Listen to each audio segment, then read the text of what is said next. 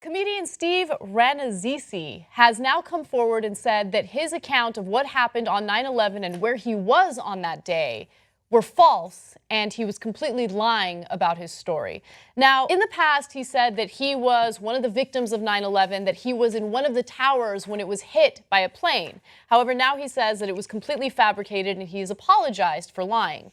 Now, in an elaborate detail, the actor, 37, has described working at Merrill Lynch's offices on the 54th floor of the South Tower when the first plane struck the North Tower. He said, "I was there, and then the first tower got hit, and we were like jostled all over the place." Okay, so that's what he had said in the past.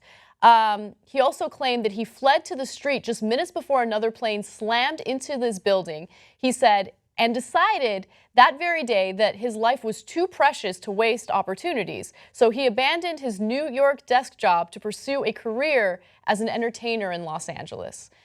Now, I don't know why he lied. He doesn't really seem to know why he lied about this, but it was completely fabricated, and now he's saying that he apologizes for lying. Oh, I know why he lied. He did it for attention and sympathy and to be able to take advantage of that situation. It made for a good story. So a lot of the same reasons why Brian Williams exaggerated some of his stories, Bill O'Reilly completely fabricated being in all those wars that he covered with a pen. So, but funny enough, I was going into the story, having read the headline, first couple of paragraphs, I wanted to pardon the guy. I really did. Because he's not Brian Williams or Bill O'Reilly. He's not relevant to the political discussion. He's not a congressman. So he's an actor. He did something stupid. We all do something stupid. Hopefully we don't do this, right? And I want to just say, okay, all right, let's be in a forgiving mood, right? Then you read into it more, and you're like, damn it, man, it is hard to get past it. Because it wasn't a thing he said in passing once or twice. He built elaborate stories around it. And in like intimate settings, not like, hey, I'm on the Tonight Show, I got a story I got to tell in 90 seconds, right? Like he's sitting down with Mark Maron on his podcast and talking about all the details of the day. And that's in 2009. It's not like you didn't have a chance to rethink it. So, I mean, you want to talk about people taking advantage of 9/11. We talk about politicians who do that all the time. This guy took advantage of 9/11 to try to get some, credibility and with sympathy and etc. So, I mean, look, he's an actor, so it doesn't really matter too much, but it's a super dick move. He was also quoted as saying, "I still have dreams of those falling dreams," right? So he really made it seem like it cut to him to the core. Like he was really victimized by what happened. It changed who he was as a person. It changed the course of his career, which is why he moved from New York to LA.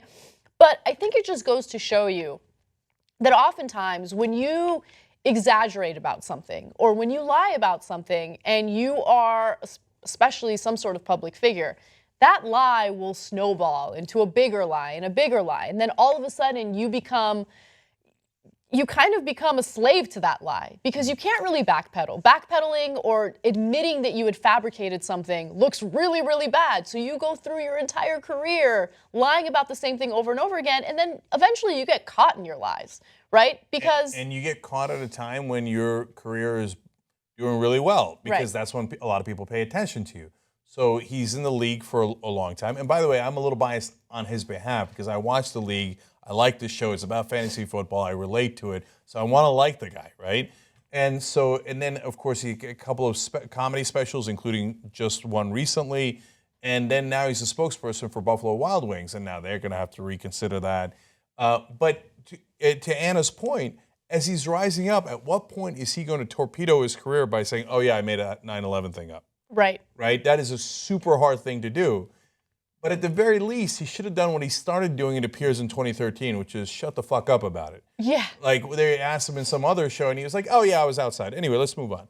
Yeah, that's what you should have done for, the last 9 years. Yes. I get that you somehow made it up for whatever reason, felt guilty about it. That's what he says, right? Then don't go into elaborate detail on people's podcasts about how you were there and you were heroic and you were this and it changed your life. Don't do that. Right? Yeah, we all want to pretend like our lives are more interesting than they really are. But we're all boring people. Let's keep it real. And it's okay. Accept the fact that we're boring people and our personal lives aren't that great. Okay, so when he did finally come out and confess that he had been lying, he said, "I was not at the Trade Center on that day. I don't know why I said this. This was inexcusable. I am truly, truly sorry." So he does feel bad about it. Yeah, or his and really PR embarrassed. person does. I mean, and of course, he could be losing hundreds of thousands, if not millions of dollars now. So I bet he does feel really sorry about it. And again, look, this happens in more important contexts, but they always feel sorry after they got caught. Nobody ever feels sorry before they got caught, right? Nobody ever comes out before getting caught and going, okay, hey, I did this bad thing, right? And I'm really my bad, right? They always, next step for this guy, he's going to find Jesus.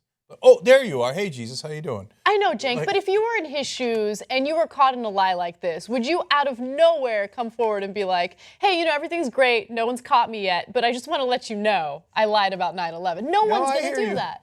I hear you. I mean, it's the same thing I say about Bill Clinton. He wasn't going to preemptively admit he had the affair with Monica Lewinsky. That's preposterous, right? But having an affair, maybe I'm wrong about this, but I find it to be... Yeah, a lot of people will disagree. More understandable than making up some crazy lie like this to try to take advantage of all those people's grief, right? I know he didn't mean it that way. He was like, whoa, I'm going to take advantage of their grief. But when you make up something like this, you got to think that through. By the way, this guy's a serial liar. He said that he went to SUNY Purchase. Instead, he went to SUNY Oneonta. Why did he lie about that? That's because he can't help himself, right? So in fact, I feel almost a little bad for him. No, because it turns out SUNY Purchase is a little bit better in communications or theater or whatever he thought he was studying, right? That's so funny. So he's like, SUNY Purchase. Like, dude, that doesn't really impress anybody anyway, so just bring it down, okay? No disrespect to SUNY Purchase. Some of my best friends went to SUNYs. But what a Purchase Oneonta, nobody cares. Nobody cares. And he's not alone in this. The person who eventually became the World Trade Center's Survivors Network president apparently had made it up. This woman named Tanya Head, she was never in the World Trade Center. She became part of the Survivors Network and became the head of it. And then people realized, oh my God, she was never there. She was probably in Barcelona. She made the whole thing up. So some people have this psychological problem, where they're compulsive liars, pathological liars. So I don't know if this is the case for this actor. And at the end of the day, he's just an actor and a comedian, so it doesn't really matter. So if you want to give him a break, give him a break. Right? Mm-hmm. He doesn't affect world policy. We're all going to be okay. And he's obviously got issues. Yeah. Right? So it is what it is. Now we know.